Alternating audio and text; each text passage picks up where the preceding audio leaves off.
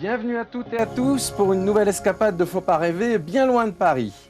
Nous avons en effet choisi de vous emmener cette fois en Corse, non pas en période estivale, où l'île de beauté rayonne de lumière, mais à l'approche de l'hiver, dans 2 jours déjà, et en pleine montagne. Plus exactement en Castagniccia, qui signifie la région des châtaigniers. Nous sommes tout près de Corte et plus précisément encore dans le village de Morosaglia, à 800 mètres d'altitude. C'est la saison des châtaignes, l'arrivée des vents froids et l'époque où la Corse n'est plus habitée que par des Corses. Et c'est d'ici que nous allons, comme chaque vendredi soir, faire notre petit tour du monde. En plein centre de Manhattan, une enseigne étrange sur un vieil entrepôt dissimule la plus insolite des créations artistiques. Une salle d'opéra de 100 places pour une scène de 30 mètres carrés. C'est le plus petit opéra du monde.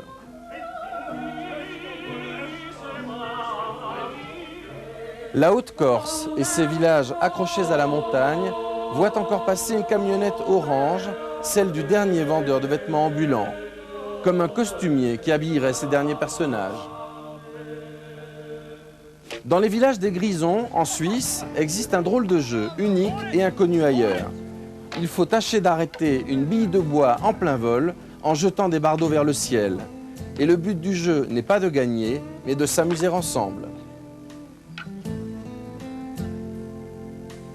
Notre invité de ce soir est corse, bien sûr, originaire d'ailleurs d'un village tout proche d'ici, Jean-François Bernardini. Bonsoir. Bonsoir. Vous avez fondé avec votre frère Alain, Jean-François, le groupe Imouvrini il y a plus de 15 ans maintenant. Ce groupe qui est maintenant célèbre bien au-delà de la Corse et de la France. J'allais dire que vous êtes connu dans le monde entier maintenant. Et vous êtes très proche de ces villages. D'ailleurs, c'est vous qui nous avez emmenés dans ces villages parce que vous y tenez beaucoup. Peut-être pas seulement parce que vous y êtes né, mais parce que vous les aimez tout simplement. Sans doute parce que j'ai grandi pas loin d'ici, dans un de ces villages qui ressemble un peu à Merusalia, et que ces heures de l'enfance restent profondément gravées. Et je crois que si la Corse a un centre, c'est bien de ces villages dont il s'agit. Ce sont un peu les châteaux de la Corse. C'est un peu là que les hommes et les femmes d'ici, en générations liées, ont appris à vivre, à s'aimer, à souffrir aussi. Et à travailler avec des repères essentiels qui sont ceux de l'hospitalité, de la solidarité et d'un certain nombre de choses auxquelles nous sommes profondément attachés. Qui sont d'ailleurs liés à la rencontre que nous aimons beaucoup dans cette émission et que vous provoquez puisque vous continuez à donner beaucoup de concerts dans ces petits villages. Et vous dites d'ailleurs que le chant que vous amenez sur la place de ces petits villages est une occasion de se rassembler, de se rencontrer, d'échanger, bref, de parler, n'est-ce pas? On est dans un pays de tradition orale où le chant a, en plus d'une valeur esthétique, une fonction qui est celle de lier les hommes, de les relier, de les rassembler. Et aujourd'hui, peut-être qu'on a inventé une façon plus contemporaine, vient de les relier autour de spectacles, concerts, qui sont un petit peu notre chanson buissonnière, qui s'en va comme ça tous les étés, de village en village, des plus petits jusqu'aux plus grands, où ils sont aujourd'hui plusieurs centaines et quelques milliers à nous accompagner, avec une relation qui est aussi dynamisante pour ces communautés qui nous accueillent. Alors, je vais commencer par vous raconter une histoire qui devrait beaucoup vous plaire, vous, avec le personnage que vous êtes en particulier, Jean-François. C'est l'histoire d'un petit garçon italien qui a quitté avec sa famille son pays natal. Il vivait près de Naples, il avait 7 ans et ses parents ont émigré vers New York. Little Italy, qui est un quartier de Manhattan. Le père de ce petit garçon, qui s'appelle Tony, a remonté une épicerie, mais lui, le petit garçon, rêvait de chanter. Il ne pensait même qu'à ça, à la musique. Près de 80 ans plus tard, notre équipe, Yonit Teyanou et Olivier Pighetti, a retrouvé cet homme. Il y a longtemps que l'épicerie n'existe plus, mais le rêve du petit gamin, lui, vit encore.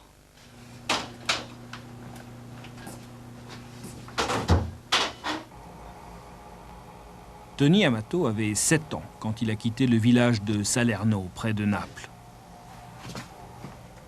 En arrivant à New York, il avait déjà en tête une idée fixe. Son rêve américain, bien différent de celui des autres immigrants italiens. Il a commencé par faire des petits boulots, comme tous les autres. Mais malgré les contraintes de la vie quotidienne, il gardait en tête son idée fixe. Il lui a fallu 20 ans pour y arriver.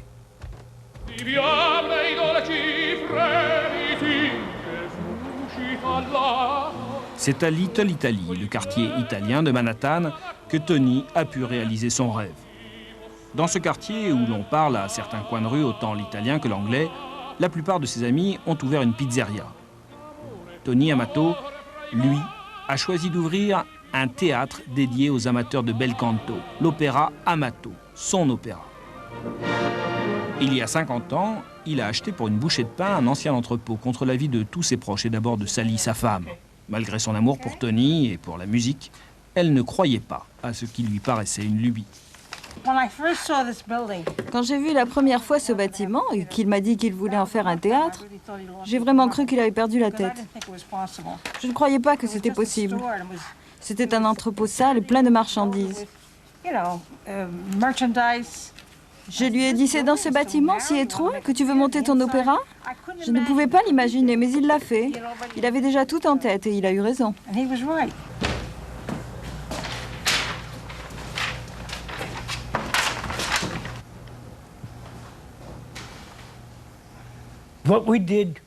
On a supprimé une partie du premier étage.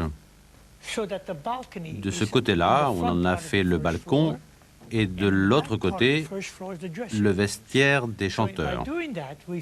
Et en faisant ça, on a créé de la hauteur dans la salle pour que la voix y résonne mieux. Donc à chaque fois, au moment de commencer le spectacle, on remonte les candélabres et on commence exactement comme au Metropolitan.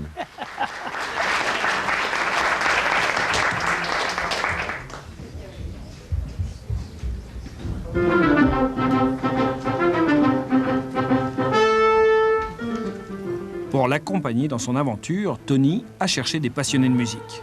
Hélène chantait depuis des années en famille pour son plaisir. Sa rencontre avec Tony lui a permis de monter sur scène.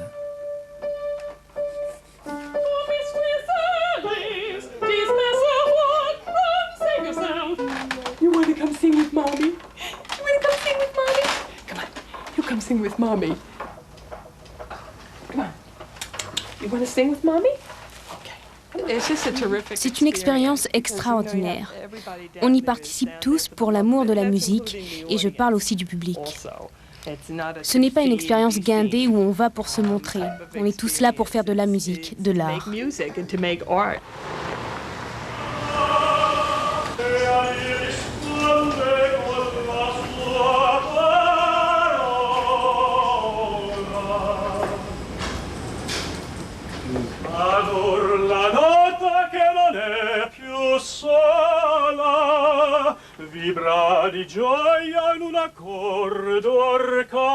Ses collègues de travail le savent bien, Bill aussi avait la vocation. Mais c'est dur de percer à New York. Alors, Bill est devenu informaticien. Je suis venu à New York pour devenir chanteur, mais je ne voulais pas chanter dans les chœurs pour vivre. J'ai dû trouver d'autres boulots. J'ai été assistant dans un cabinet d'avocats, j'ai fait des cadres pour des tableaux et beaucoup d'autres choses. L'opéra Amato a été sa chance. À 33 ans, Bill a été choisi par Tony pour jouer Finton, le jeune premier, dans Falstaff de Verdi. C'est lui qui embrassera la jolie Nanetta dans le deuxième acte.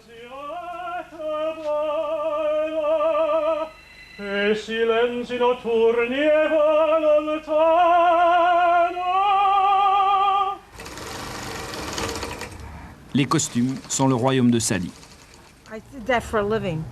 J'ai fait ça pour vivre, avant d'arriver au théâtre. Coudre, c'est ma seconde nature en quelque sorte. Il en a de la chance, Tony. Elle seule s'y retrouve dans ce bric-à-brac de plus de 1500 costumes qu'elle a cousus de ses mains durant 50 années. Tous les personnages et toutes les époques se côtoient ici, dans quelques dizaines de mètres carrés. Seul Tony a le droit de s'y aventurer, parce que lui, il fait vraiment tout dans son opéra. Souvent, quand quelqu'un est en retard pour le spectacle ou tombe malade au dernier moment, c'est moi qui le remplace et je chante le rôle. Parfois, je dois le parler, mais le plus souvent, je le chante. Comme ténor, je peux chanter un peu tout, basse ou aiguë. Parfois, je le fais encore, oui.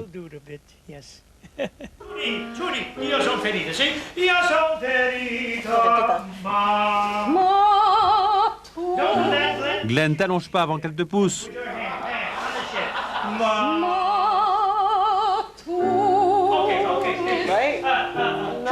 Trudy, ma chérie, tu ne peux pas faire ça comme ça. Allez, toi, pousse-toi. Tu peux pas le faire comme ça, regarde. Voilà, c'est ça qu'il faut faire.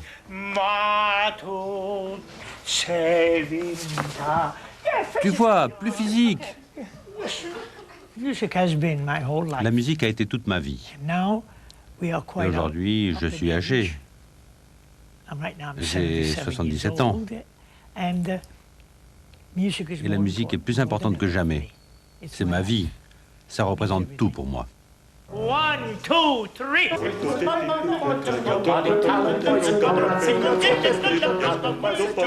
Chaque année, Tony trouve plus d'une centaine de chanteurs bénévoles pour sa troupe. Car on ne chante pas pour l'argent à l'Opéra Amato. On chante pour faire vivre la musique. Et Tony est l'homme orchestre. Impresario, professeur de chant et metteur en scène. Schaeffer, pendant que tu le regardes, il faudrait que tu sois en extase. Face au public. C'est après que tu te tournes vers lui. Don't pick up the glass too soon. Tony et Sally Amato n'ont pas eu la chance d'avoir d'enfants. Mais pour eux, la troupe est devenue une seconde famille. Mes enfants sont les gens de la compagnie. Sally et moi, on a une grande famille. Des centaines de chanteurs qui jouent chez nous. Il y en a eu qui sont tombés amoureux ici. Et puis, ils se sont mariés. Sweethearts meet here and everything. 2, 3. I've been to attention. No one is special. He's got right. Push him. À l'Opéra Amato, on se sent parfois à l'étroit sur la scène de 30 mètres carrés. Dans Aïda, il y avait 50 figurants sur ce même plateau. Mais Tony se débrouille, avec des bouts de ficelle, depuis toujours. Il nous a fallu beaucoup de temps pour monter tout ça. C'est notre 50e anniversaire. Et les 20-25 premières années, ça a été très difficile d'attirer le public. Mais aujourd'hui, on a une bonne réputation. Et on joue toujours à guichet fermé.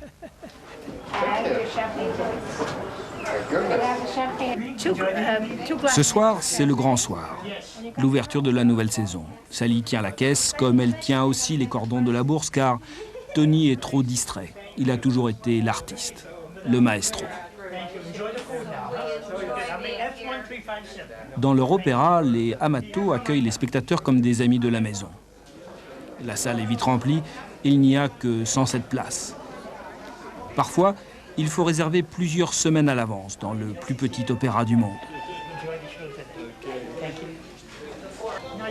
Pendant ce temps-là, Bill, l'informaticien, et Hélène, la mère de famille, se préparent avec les autres chanteurs. Il n'y a pas de place pour une diva ici. On partage tout. La musique, les pots de maquillage et les petites attentions de Sally. Il y a une ambiance extraordinaire pour servir la musique. Les gens qui chantent ici sont très dévoués et font beaucoup de sacrifices pour le spectacle. On est devenus les meilleurs amis, des amis pour la vie, comme une grande famille. Et Tony et Sally sont les êtres les plus merveilleux qu'on puisse rencontrer dans sa vie. Avant le lever du rideau, il faut chauffer sa voix. Et comme il n'y a pas de loge, on se débrouille.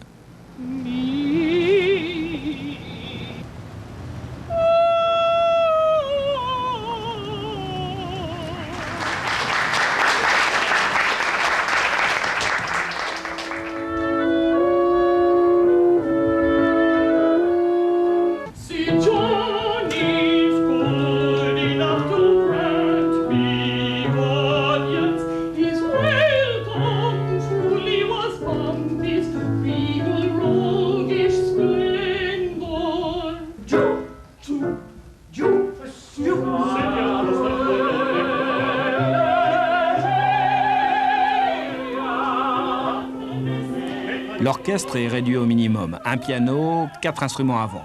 Pas d'instruments à cordes, ils sont trop encombrants. Dans un petit coin, Sally s'occupe des éclairages.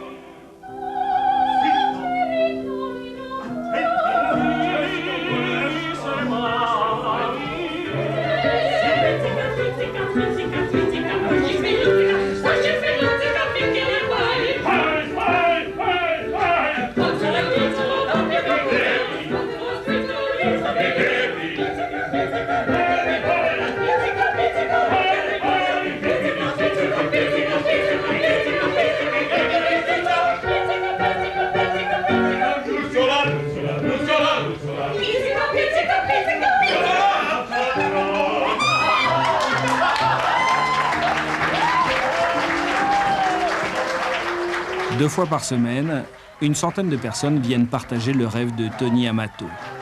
Un rêve devenu réalité grâce à beaucoup d'amour et de volonté. Et cela dure depuis un demi-siècle. Quand on lui demande quand il compte s'arrêter, Tony sourit et répond simplement que le spectacle continue.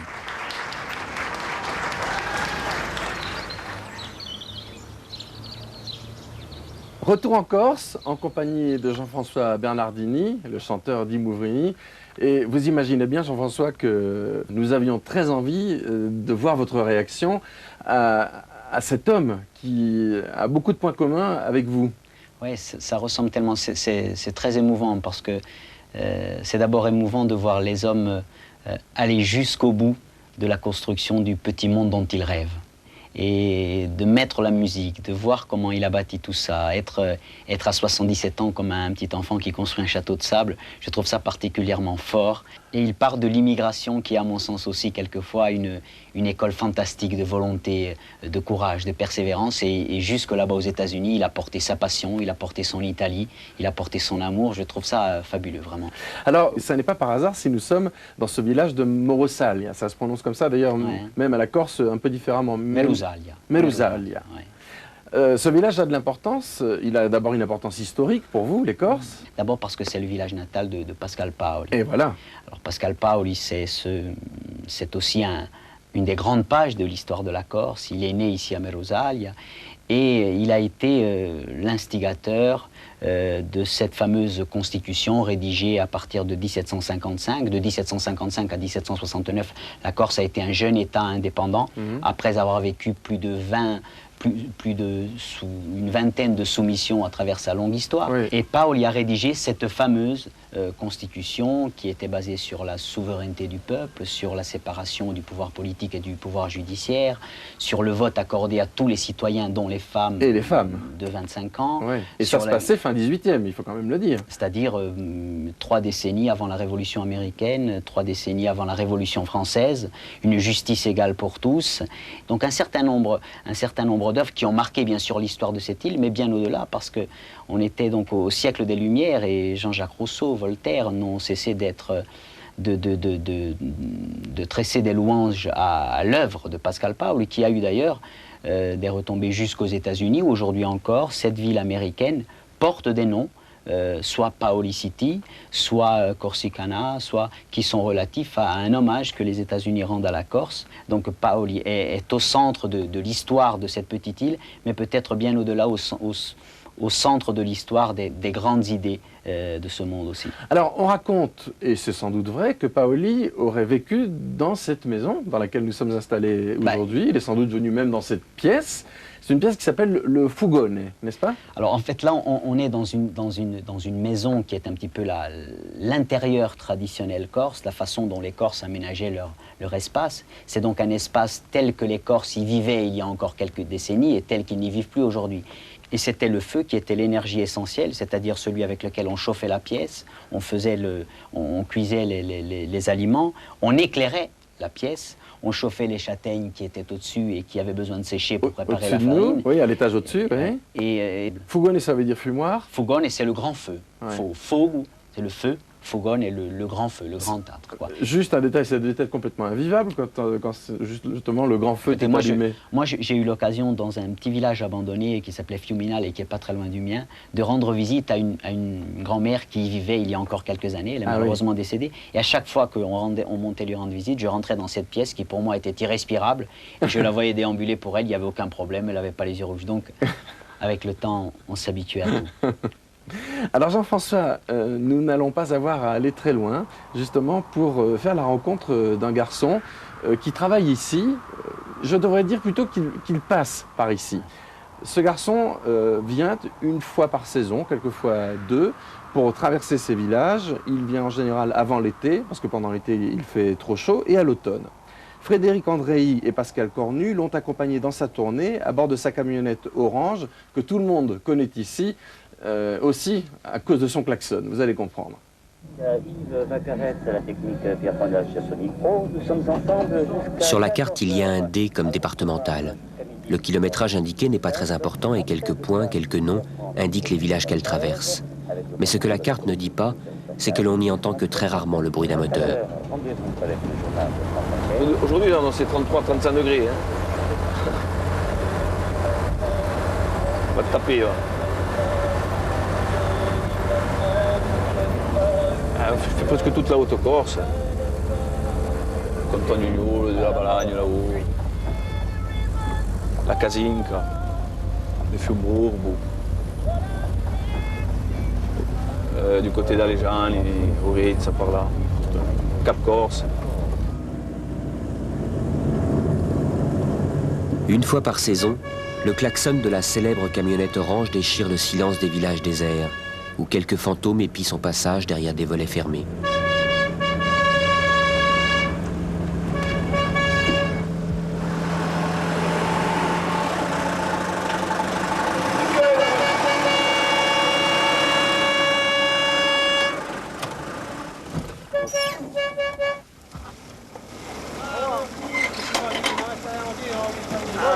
René Voilmier est le dernier vendeur de vêtements ambulant de Haute-Corse. Le dernier a emprunté les départementales de la Castaniche, du Niolo, de la Balagne et du Buzio. Des blouses et des robes d'une autre époque remplissent son fourgon, au milieu d'un inventaire désuet et souvent disparu des magasins de confection.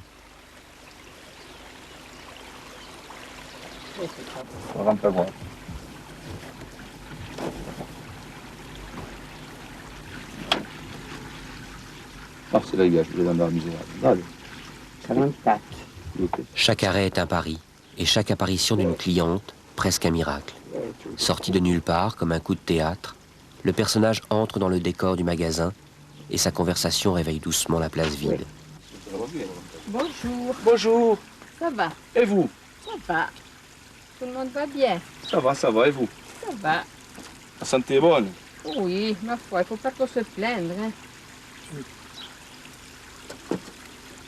Allez, madame.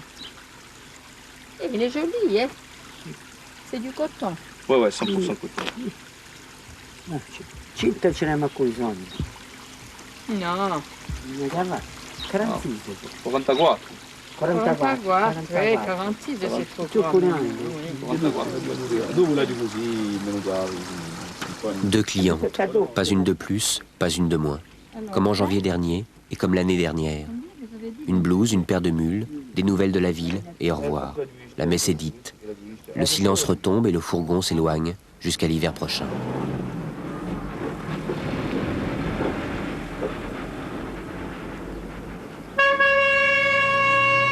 Oui, la plupart, je les connais. Hein. Depuis 40 ans, on monte ici, 50 ans. Montait mon père. Avant, il partait la semaine entière, sans rentrer. Il dormait et tout dehors. Hein. Parce qu'avant, il n'y avait pas les routes, il n'y avait pas de goudron. C'est des routes en terre et tout. Les camions, c'était pas les mêmes que maintenant. Direction dure et tout. Je partais le lundi, rentrais le samedi. Avant, toutes les maisons étaient habitées. Là. Maintenant, elles sont toutes fermées. C'est ça qui sauve un peu quand on vend beaucoup des robes pour le deuil, le demi-deuil. C'est ça qui nous sauve. Hein. Bonjour. Des vêtements, les deux frères.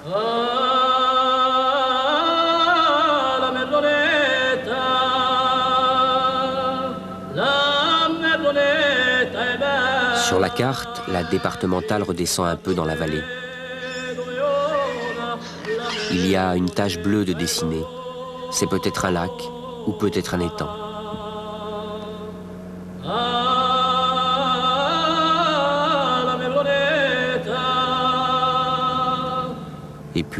loin et plus haut, en tout petit, il y a indiqué le nom d'un hameau.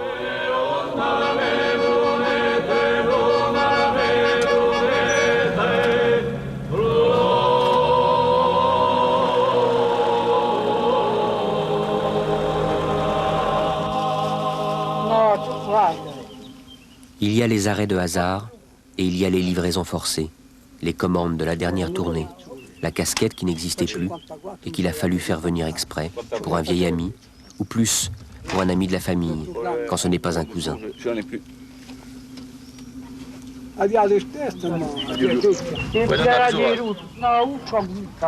n'ai jamais quitté le village, moi, alors. Jamais. J'ai 80.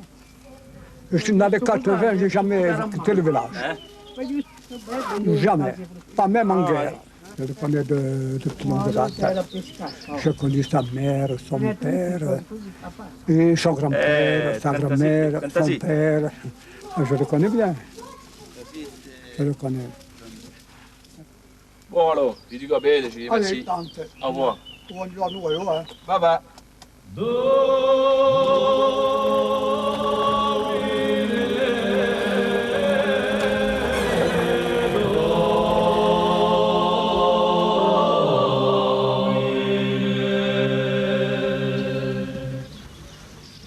D'autres fourgons réveillent le silence des villages.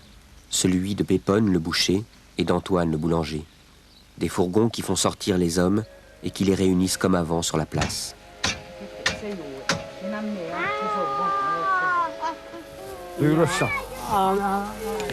Amichetta che mi hai dato la schiena, mi era mica fresca. No, non ci capite. Vado giù da sto. Non ci capite. Sono piante di te. I canisteri da via. Sì, ma oltre giù da sto.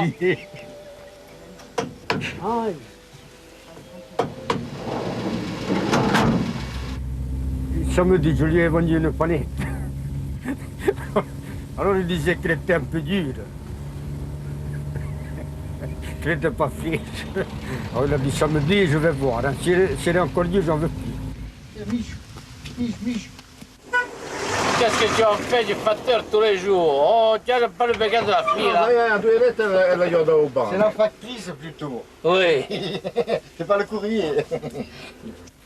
On se connaît, mais on ne se parle pas. On est mariés tous les deux avec une cousine germaine. Ah ouais. De temps en temps, d'en haut, là, je lui envoie... Des pierres. Des pierres, des pommes, des poires. Des pêches bien mieux. Ah, heureusement qu'il y a les fourgons. S'il n'y avait pas les fourgons. Attendez, aujourd'hui, il y a la viande. Demain, il y a Bandigi. Le fourgon de l'épicerie. Encore toi. Le boulanger. Heureusement qu'il y a ça. Ah. Parce que sinon, un village perdu maintenant.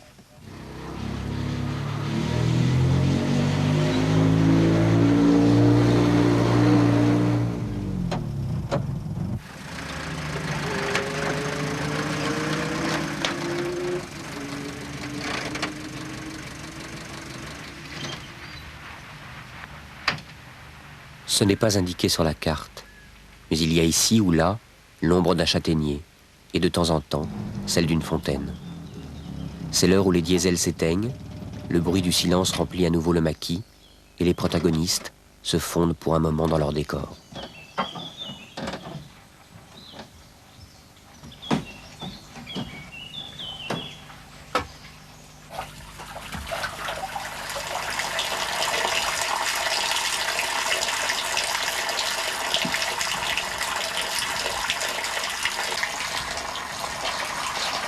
Parti, les gens font la sieste. Alors moi, je profite pour casser la croûte. Ce sont plus des amis que des clients. Nous sommes très proches. Hein. Ils vont toute l'année ensemble, pratiquement. Hein. On se voit 2 fois par semaine. C'est plus familier. Hein. En Corse, on sait s'organiser. On n'a pas de stress.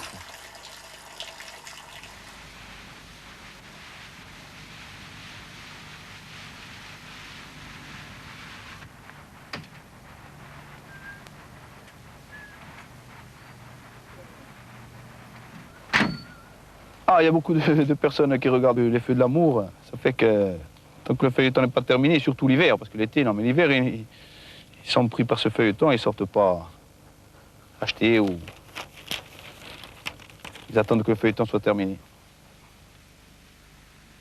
Et moi, j'attends, je lis mon journal, j'attends aussi que le feuilleton soit terminé. Je veux bien répondre à quelques questions. Écoutez, je n'ai jamais tenté de violer une mineure, je n'ai jamais abusé de personne. Et surtout pas de Victoria. Voilà ce que j'ai à dire. Alors fichez-vous la paix. Il n'est pas encore arrivé. Il est quelle heure il va venir? Il est 2h30. Et dans 5 minutes, il pleut. Il va pouvoir arriver. Il est énervant de ne pas avoir d'heure pour venir. Allez, rentre, Minou, allez. Tout à l'heure, il vient, le marchand. Attends, je vais m'arrêter là, voir si elle veut quelque chose. Si elle y est.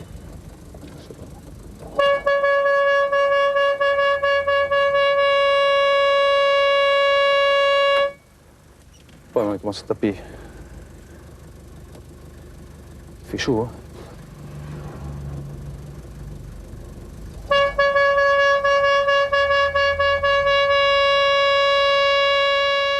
Avant 2h30, 3h, ils sortent pas. Surtout l'été. L'été, il faut attendre même 5 heures. Hein.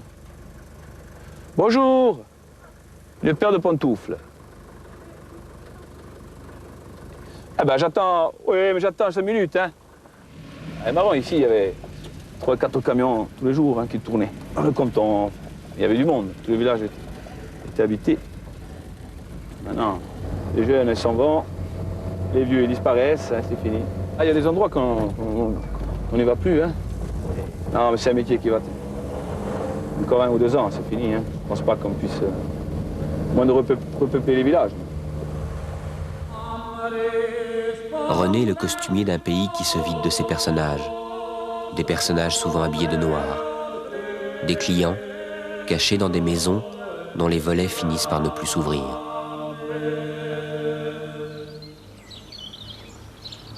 Ce reportage, évidemment, vous est cher, j'allais dire, Jean-François Bernardini, parce que c'est un métier que vous avez exercé pendant une saison.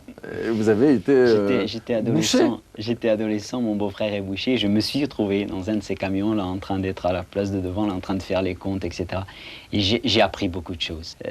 Je dois dire qu'à mon sens, dans ces villages-là, ils accomplissent une sorte de service public qui est très, très méritant. C'est d'ailleurs, je suis très familier à ces sons de klaxon que j'ai entendus des gosses. Ils sont d'ailleurs, je les trouve klaxonner avec insistance comme ça et que ce soit en harmonie avec ce qui se passe. C'est souvent un coup de klaxon comme ça, c'est très agressif. Et là, c'est un appel. Oui, ça ravive un peu la flamme, hein. C'est un peu ça. Il dit d'ailleurs qu'ils ont davantage des relations d'amis. Quand le marchand arrive, il demande des nouvelles de celui qui est là, qui est plus là. Je me souviens d'un marchand de vêtements qui venait rituellement manger chez nous à la maison. Et est-ce que ce n'est pas lui le Père Noël de la Corse qui va dans les villages comme ça et les gens sont là, ils sont disponibles, ils prennent le temps et en même temps ça pose ce problème de ces villages qui se vident. Ce n'est pas qu'en Corse que ça se produit, mais j'ai l'impression que ça se vit plus douloureusement ici. C'est un mécanisme que l'on connaît un peu partout, mais qui n'est pas seulement un déplacement de population. Ce qu'il faut bien comprendre, c'est que on n'est plus dans les villages, non pas parce que seulement il n'y a plus rien à faire, mais aussi parce que ce que l'on y faisait était dégradant, était dévalorisé. Ah oui. Et on a laissé croire à des générations de bergers, de paysans, de meuniers, de forgerons, qu'ils faisaient des métiers parce qu'ils n'étaient pas suffisamment intelligents pour en faire d'autres. Ah oui. Et quand on a vécu proche de ces gens-là, quand on les a aimés, quand on continue encore à les aimer, pour ceux qui sont encore là, on se dit que véritablement l'erreur est totale et que combien ils ont été la sève, combien ils ont été l'intelligence, combien ils ont été la force vive de ces communautés-là. Alors, qui dit désertification dit évidemment abandon des villages et fermeture des écoles. Oui. Alors, c'est évidemment un phénomène que la Corse vit, et pourtant, il y a un renouveau, je dirais une poussée de sève depuis quelques années, avec la création d'écoles bilingues. Il en existe 7 en Corse, et vous nous en avez indiqué une qui se trouve à Riventosa, pas très loin d'ici, où l'on parle véritablement le corse.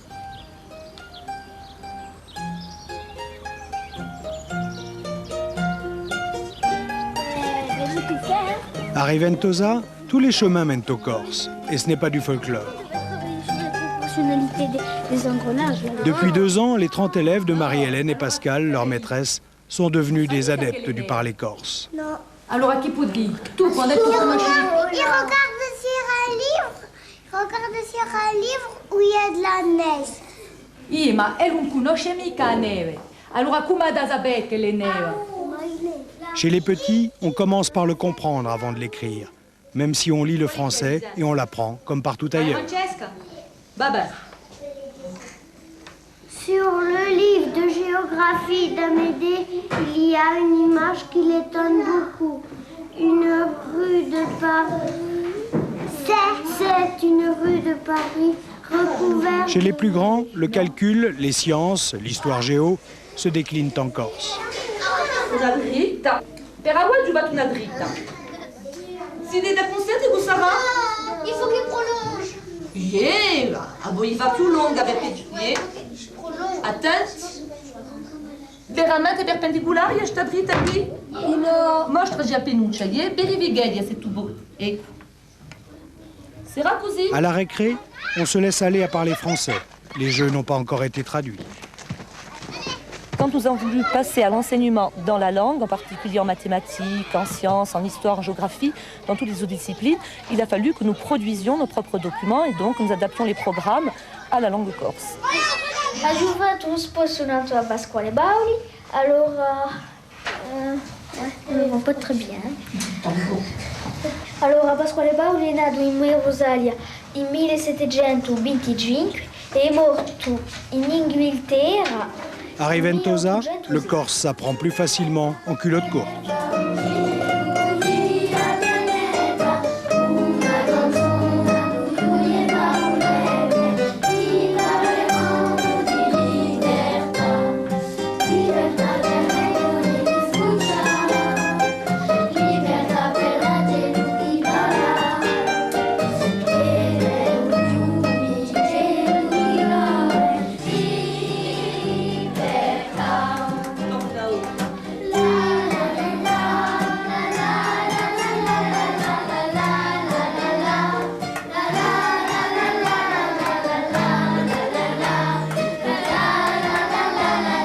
Ce thème de la liberté, chanté, doit certainement, j'imagine, vous toucher beaucoup, Jean-François. D'autant plus que vous me disiez que quand vous étiez petit, vous vous souvenez aujourd'hui d'avoir eu honte d'avouer à vos copains de classe que vous parliez corse et que vous connaissiez la polyphonie. Je trouve ça incroyable. Ouais, je crois qu'il faut tout resituer dans son contexte. L'exemple de Riventosa est un bel exemple. Trop rare, bien sûr, mais il ne faut pas oublier qu'on est dans une communauté qui était essentiellement corsophone, à qui il a fallu donc apprendre le français. Et pour apprendre le français, on a cru obligé de leur désapprendre le corse. Donc on a écrit sur les frontons des écoles « Défense de parler corse et de cracher par terre ». Il ne faut pas s'étonner. Donc il était interdit de parler corse dans l'école, interdit dans la cour de récréation où on distribuait, ici d'ailleurs comme en d'autres régions de France, des bonnets d'âne, etc. Il y avait tout un système répressif. Et il ne faut pas s'étonner qu'en bout de course, non seulement on fasse taire une langue, mais qu'en plus on humilie d'une certaine façon ceux qui la portent, ceux qui l'ont apprise. Alors moi, la langue, je l'ai apprise tout naturellement. J'ai appris le corse avant de parler français. Qui vous l'a appris, vos parents? Oui, les familles transmettaient tout à fait naturellement, comme dans tous les pays du monde, la langue maternelle.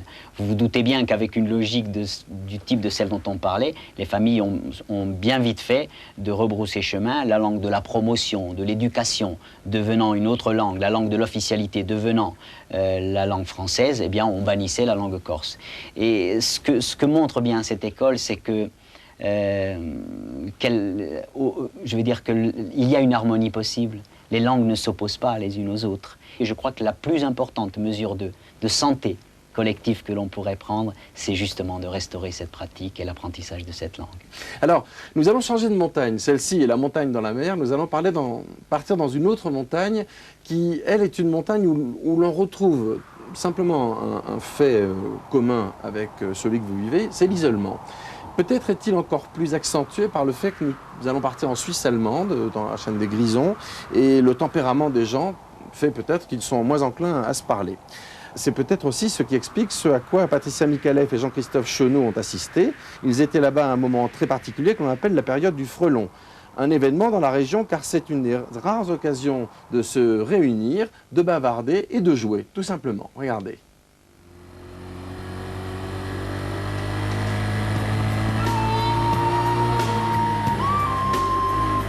Il y a des endroits où la tournée du facteur a toujours quelque chose d'exceptionnel. Les montagnes de Furna dans les Grisons suisses sont parsemées de maisons isolées.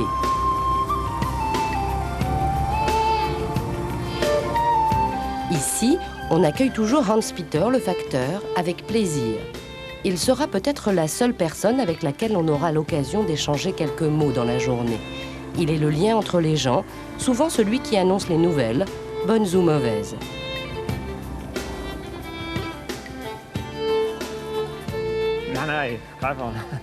Aujourd'hui, c'est une bonne nouvelle qu'Hans-Peter est chargé de colporter. Dimanche, les habitants de Furna vont se retrouver pour jouer ensemble. Depuis longtemps, on pratique à Furna un jeu qui donne à ses habitants l'occasion de se voir, de partager ensemble un moment de plaisir. Dans les forêts qui entourent le village, Hans est venu acheter du bois pour tailler des bardeaux.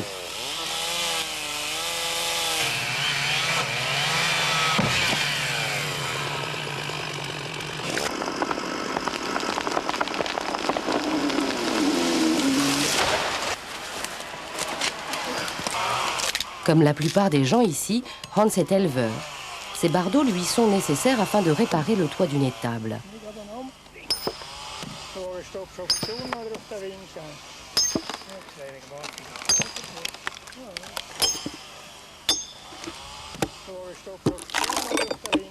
Dans les Grisons, tous les toits sont constitués de bardeaux, de simples planches de bois dont on se sert comme de tuiles. C'est un matériau peu cher et extrêmement solide. Chez nous, on utilise aussi des bardeaux pour le jeu du frelon. C'est une habitude qu'on a gardée. C'est comme ça depuis des générations. Ça fait tellement longtemps que je pourrais imaginer nos ancêtres jouer à ce jeu. Ils s'y prenaient exactement comme nous. On est peut-être un peu rétrograde. Si on prend des bardeaux, c'est parce qu'ils sont légers. On peut facilement les lancer en l'air. De toute façon, on ne connaît rien d'autre par ici.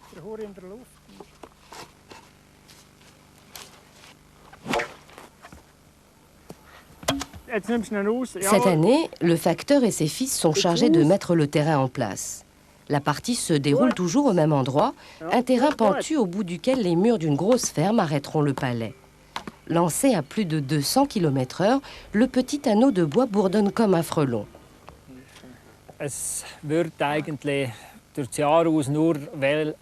En fait, on joue assez rarement. Généralement, ça se passe au printemps parce qu'à ce moment-là, l'herbe n'est pas encore trop haute et on peut courir sans être gêné. Il y a seulement 2 ou 3 parties par an. C'est sans doute pourquoi le jeu est resté aussi simple qu'à l'origine.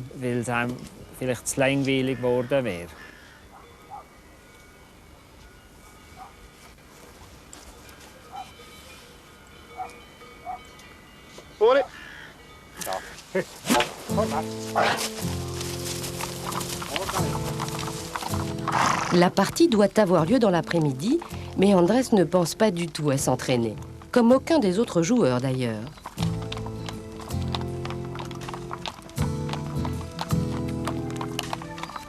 Accomplir une performance, être le meilleur joueur du village n'est une préoccupation pour personne. On joue en dilettante, juste pour s'amuser. Ailleurs en Suisse, le jeu du frelon est devenu l'objet de véritables compétitions avec des équipements très sophistiqués.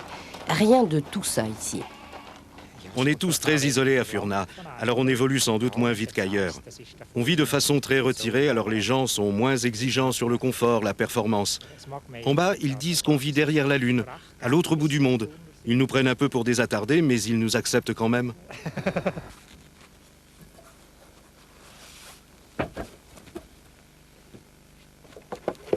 Perché sur le toit de son étable, Hans profite des derniers beaux jours pour changer les bardeaux endommagés. Encore quelques semaines et les pâturages seront ensevelis sous la neige. Même le facteur aura du mal à arriver ici.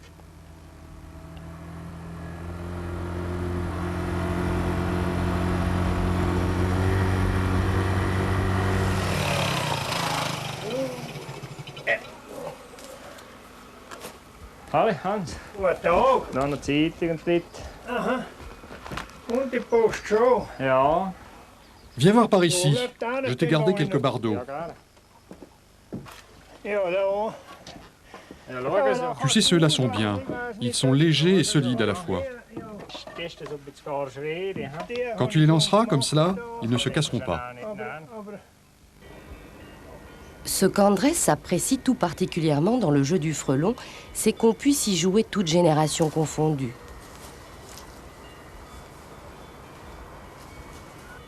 Il affirme que lorsqu'il aura des petits-fils, c'est lui qui leur apprendra.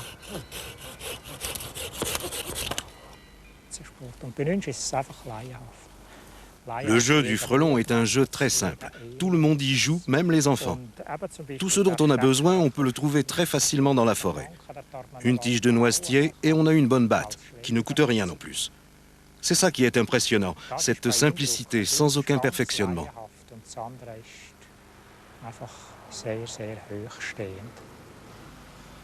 Lorsque ses jambes acceptaient encore de le porter, Conrad n'était pas un mauvais joueur. Maintenant, il ne peut guère faire plus qu'observer la vallée avec ses vieilles jumelles.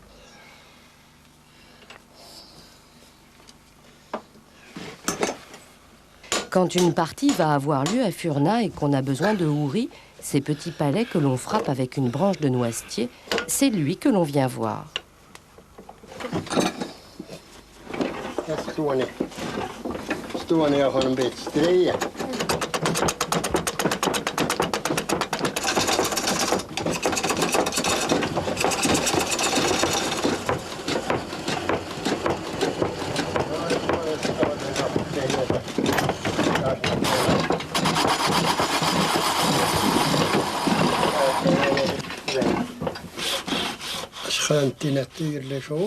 Personne ne se souvient comment on a commencé à pratiquer ce jeu à Furna. Avant, les gens apprenaient des métiers manuels qu'on leur enseignait dans les vallées. Peut-être bien que des compagnons, en faisant leur tour de Suisse, ont introduit ce jeu ici. Et comme c'était simple, on a continué à jouer. C'est probable que ce soit ça, mais au fond, personne n'en sait strictement rien du tout.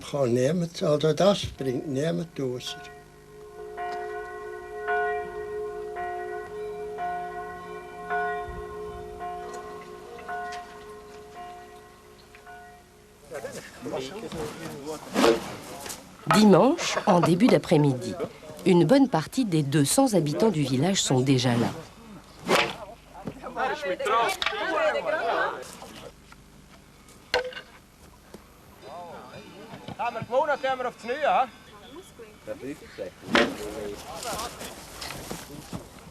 Seules les femmes sont absentes. Au début du siècle, elles jouaient elles aussi au jeu du frelon. Mais cela fait longtemps qu'on n'en a plus vu aucune sur le terrain.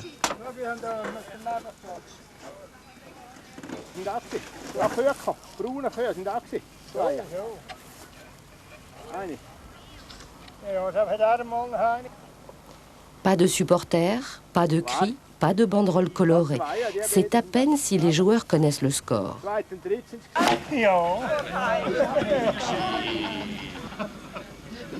Les équipes se sont constituées au fur et à mesure de l'arrivée des uns et des autres. Aucun joueur n'est écarté sous prétexte qu'il est trop maladroit.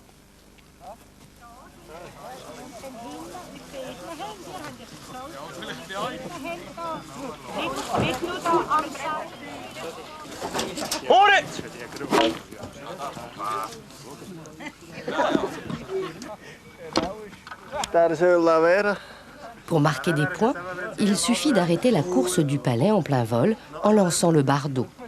Si un des receveurs rate le palet, le point est perdu.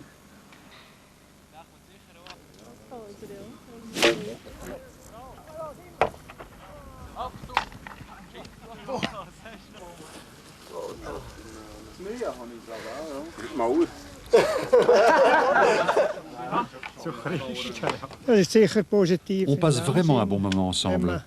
On s'amuse bien, ça permet de cultiver l'amitié, de se rapprocher les uns des autres.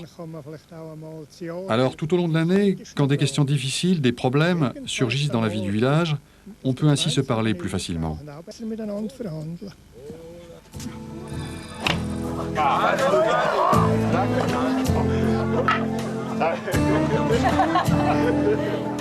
Certains pensent que le jeu du frelon est le simulacre d'un jeu guerrier.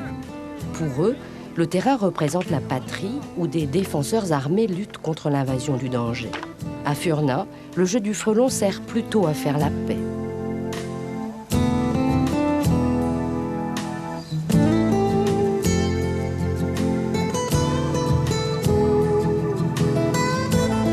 Les montagnes suisses, qui sont presque aussi belles que les montagnes corses, et un isolement qui vous rappelle d'ailleurs votre enfance, c'est le fait que vous étiez vous aussi, enfant, Jean-François Bernardini, au tablier de menuisier. Ouais, elles sont aussi belles que les montagnes de Corse, et sont beaux leurs gestes aussi, vraiment.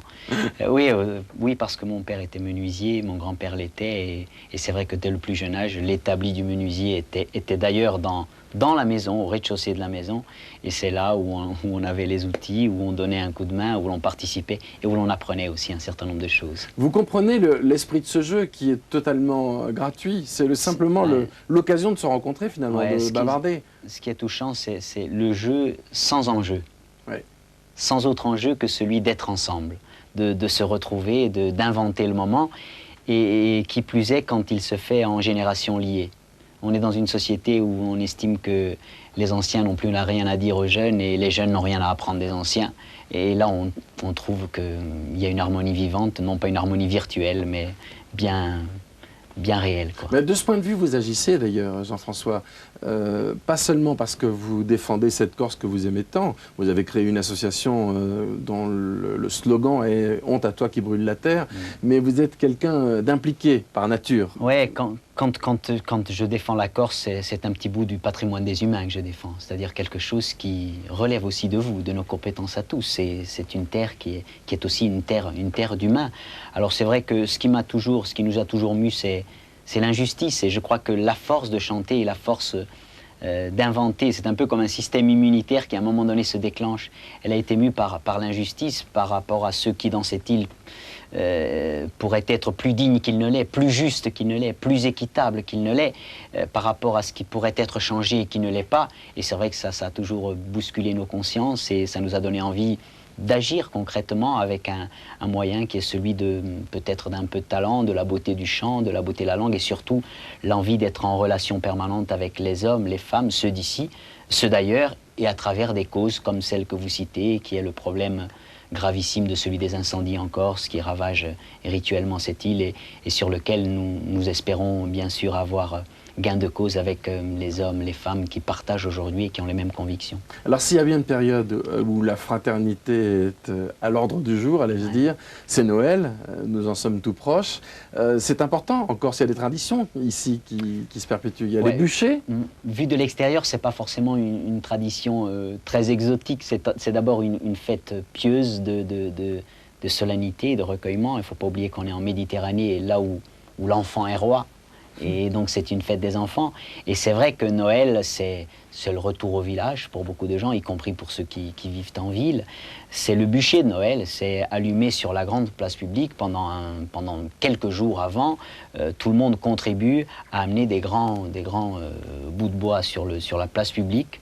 Et on fait, tous les ans, on essaie de faire ce bûcher de plus en plus grand. Alors si vous avez un grand bûcher qui peut monter à 3, 4 mètres. Et en fait, c'est symbolique parce que je crois, et la nuit de Noël, on allume ce feu.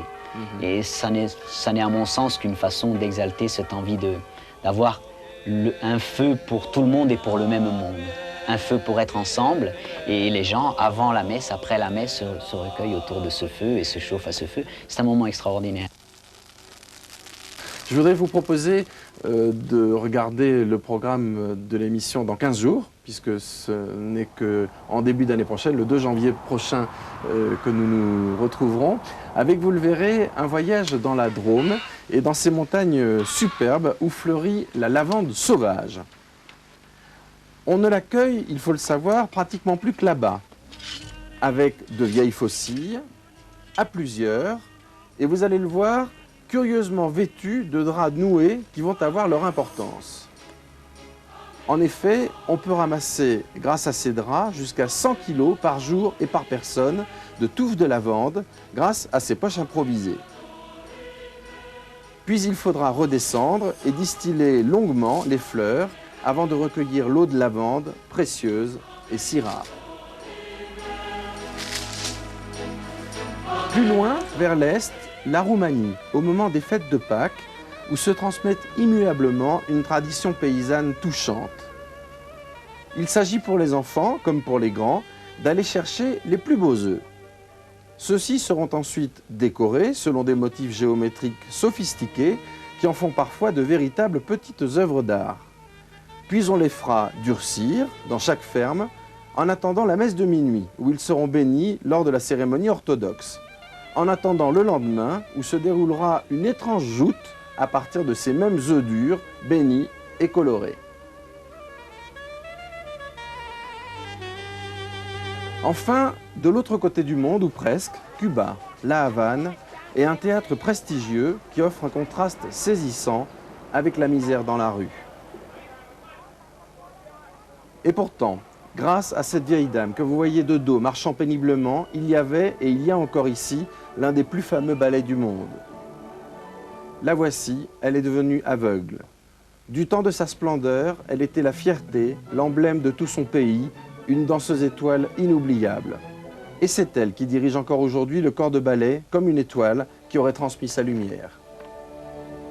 Et l'invité de notre prochaine émission sera d'ailleurs une étoile corse, une danseuse étoile corse, Marie-Claude Pietragala, que vous connaissez peut-être, Jean-François? Je ne connais pas, mais dont je connais l'immense talent. Ouais. Alors je voulais évoquer, entre autres, les deux albums qui ont fait votre célébrité. Le premier qui s'appelle Couraggio, qui a été consacré disque d'or. Ça veut dire que vous en avez vendu plus de 100 000. Autant dire qu'il a eu beaucoup de succès. Il a 3 ans. Celui qui a suivi est plus récent, il date de la saison dernière, il s'appelle I Muvlini à Bercy. C'était votre concert qui a eu tant de succès. Et vous êtes déjà en train de préparer non seulement une autre apparition à Bercy qui sera le 6 juin prochain, tout à fait, et un autre album. Un autre album sur lequel nous travaillons et qui sortira, nous l'espérons, au printemps 98. La route des Mouvrini est encore longue. Les Mouvrini, ça veut dire les mouflons, hein, je crois, en Corse. Tout à fait. Ce n'est pas par hasard que vous avez choisi ce nom, j'imagine. Ils sont tellement beaux à voir de près, à voir vivre. Eh bien, ils sont beaux à écouter aussi. J'ai été ravi d'être avec vous et j'ai été très heureux aussi que vous nous montriez cette Corse que vous aimez et dont vous parlez si bien. À bientôt, Jean-François. Merci à vous. Merci beaucoup. Joyeux Noël, joyeuses fêtes à toutes et à tous et nous nous retrouvons donc l'année prochaine. Bonsoir.